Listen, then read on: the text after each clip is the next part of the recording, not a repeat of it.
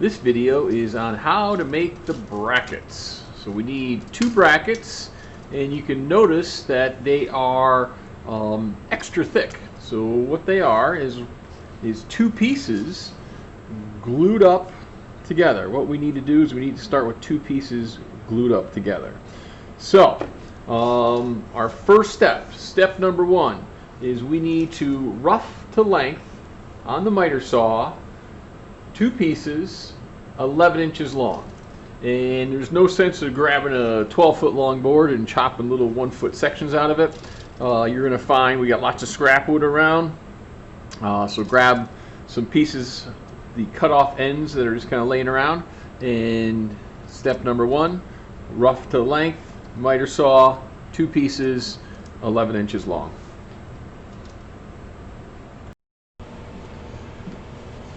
Now that we've got our two pieces 11 inches long, what we need to do is we need to glue these together. Before we glue them together, sometimes the board has a cup to it. Remember, that was a type of warp if it cups this way. If we put two cups going the opposite way, what happens a lot of times we'll get a big space in here, and when we smush them down, they'll crack. So what you want to do is you want to take your boards, kind of flip them around, arrange them, see how they nest together the best. So what we're looking for is when we first put them together, there's not a lot of space right here. So I'm going to nest my boards together like this. So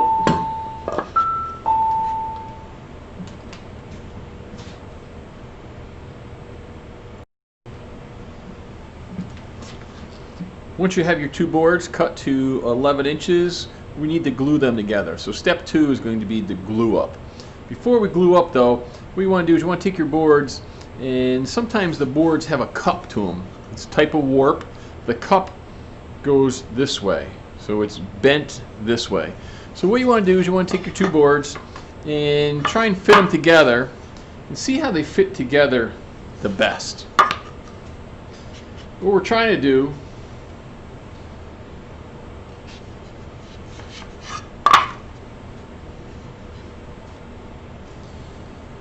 What we're trying to do is we're trying to eliminate the natural space that's here. If the boards are cupped really bad and we put the cups going the opposite ways, there's a big space. What happens when we clamp it down, it'll actually crack the board. So I think what I've done is I found a good way that they're going to nest together. So I'm going to do this. I'm going to put an X. I'm going to put an X. The two X's are going to go together when we glue it up. So what we're going to do is we're going to glue up over at the glue and finish table.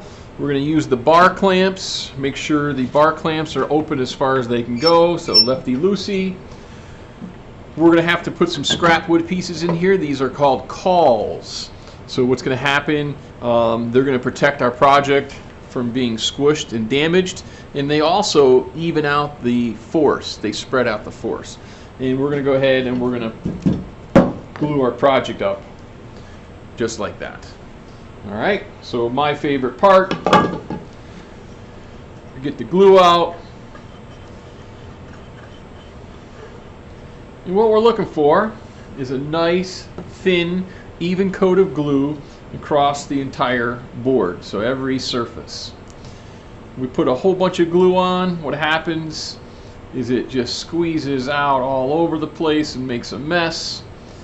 Not enough glue, and you might have empty spaces or voids.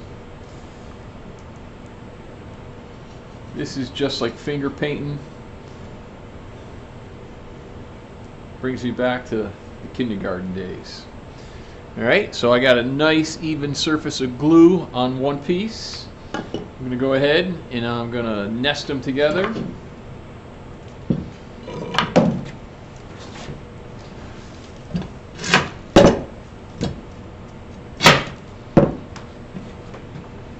And we go ahead and we tighten them up, snug them up.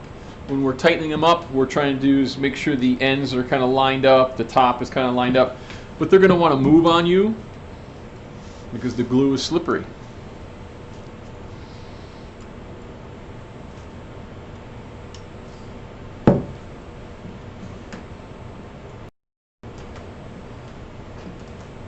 So you can see I've got a total of 4 bar clamps on here. I got 4 calls so that we don't damage the board. The glue is squeezing out here.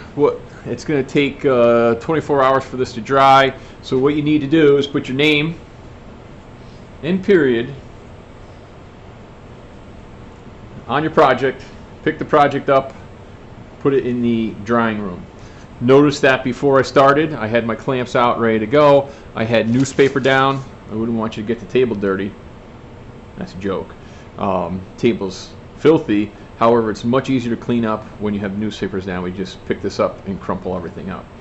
All right. Be careful carrying this into the drying room. You don't want to get glue on your clothes or your shoes. It washes off your skin really easy, but not so much off your clothes. All right, after 24 hours, you can take your pieces out of the clamp. When you take your pieces out of the clamp, notice the 2 edges are not flush with each other. We got some built-up glue here, and the ends are not exactly lined up at all. So right now, step number 3 is to joint one edge on the jointer.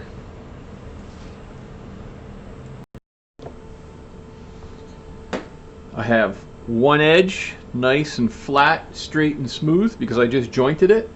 Now what we want to do is we want to square the ends.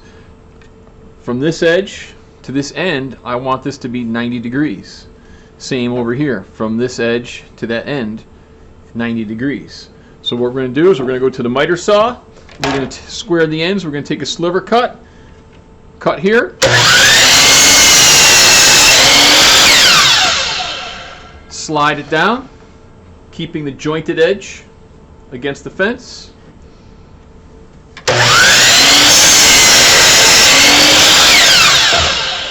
So both ends are square. In step 4, we squared the ends. We have a 90-degree corner here, 90-degree corner here. Step 5 is going to be to lay out the contour, lay out the pattern. So what we're going to use is we're going to use a template, keeping in mind the only corners that are square is that corner right here and that corner right here, because this edge was never jointed. Keep that in mind. On the template, we cut this on the laser engraver. Okay, it says align to square end, align to jointed edge. So earlier in the year we talked about this is the end of the board and this is the edge of the board. So we want to align to the square end and align to the jointed edge. So it's lined up here, trace it.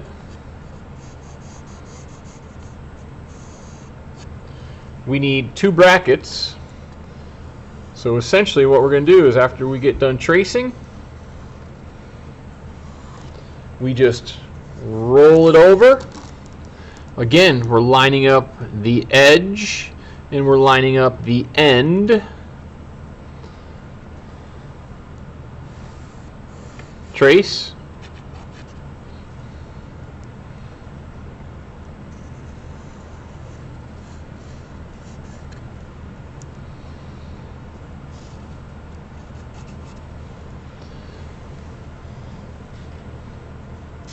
So what we don't want to do anymore is we don't want to cut anything on this end or here, right? Because that's already at 90 degrees. So we're ready to go ahead. Once we've traced the layout for step 5, what we're going to do is number 6, we're going to cut the profile. So step 6, we're going to go to the bandsaw and cut the profile. You've used the bandsaw before, you got some good experience. We know that these curves are pretty tight. Okay, it's going to be hard to go around the curves with the bandsaw. So what we need to do is we need to put some relief cuts in. All right, remember the relief cuts, they're just kind of random. They almost go up to the curve, but not quite. So we're going to go ahead and we're going to leave the line. So when we cut, you should still see the line left. Now, that's going to be a little bit different story here. What in the back here, we need to cut out this chunk. We need to cut out this chunk. So now that you got some experience in the bandsaw, what I want you to do now is I want you to cut right down this line, right on top of the line, right in the center of the line. You stop, and you're going to back up. And then you're going to come over here. You're going to come in right on top of the line, get to here, stop, and back up.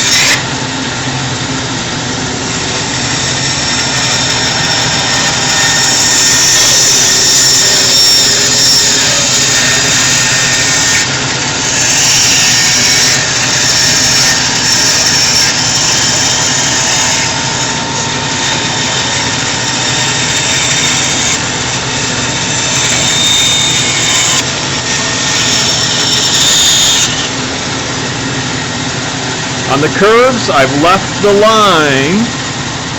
On the straight pieces, we're going to go right down the center of the line.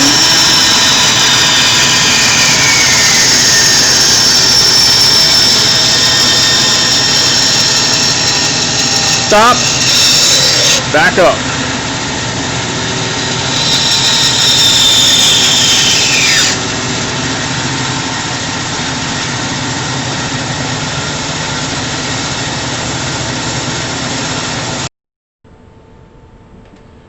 Step 6 is going to be to sand the profile using the spindle sander or the belt sander. While you're here, what I want you to do is, I don't want you to sand this, I don't want you to sand this, and I don't want you to sand that. So I'd put your name here, and I'll put your name here, and you put an X through that. All right, these are the pieces that get misplaced, stolen. So go ahead, use the spindle sander to sand to the line. Step 8 is to rough and medium sand. So start with 80 grit and then move on down to 120. Do not sand here, here, or here. Just sand this surface and that surface. When you're done with the rough and medium sand, step 9 is going to be to raise the grain. Get a wet paper towel, wipe the whole thing down, let it dry, and then finally step 10 is going to be to finish sand, and that is with 220.